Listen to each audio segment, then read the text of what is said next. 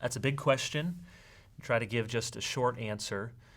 One of the main arguments people make is to suggest that the homosexual behavior we're dealing with in the ancient world is much different than the homosexual practice that we have now. In other words, we're talking about committed, consensual, adult, monogamous, lifelong relationships, whereas in the ancient world they only knew of homosexual behavior that was man-boy love, or was some form of exploitation or domination or prostitution, quote-unquote bad forms of homosexuality. That is an argument from silence. There's nothing in the Bible that suggests that we're only dealing with those kinds. In fact, the passages I just referred to all hearken back to the created order that a man shall not lie with a man as with a woman, because that's the design in the garden, that a helper was made who would be fit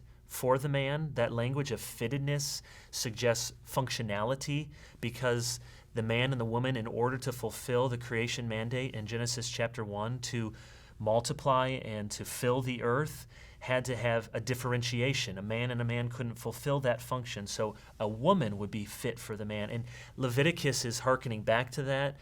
Romans 1 has many echoes of creation and talking about likeness and image, and even the way that some of the animal pairs are mentioned, that this is a created order and a design.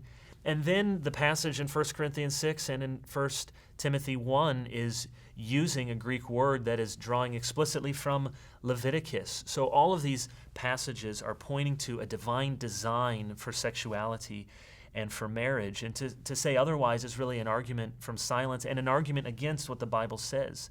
And the other point to make is that this cultural distance argument, that what we're dealing with in the ancient world is so different than what we're looking at today, doesn't really hold. That if you read some of the best scholarship on this issue in talking about books from non-Christians, will point out that they knew of all the different kinds of permutations and expressions of homosexual behavior in the ancient world. To be sure, man-boy love was very common, and there were master-slave, exploitative relationships, but there are also examples in literature, in manuscripts, in vases, in pottery, of relationships extending far into adulthood, of even some sort of fledgling ideas of some kind of orientation or causation or how people were this way. Especially when we get to the first century, there's a real polarity that as homosexuality becomes more and more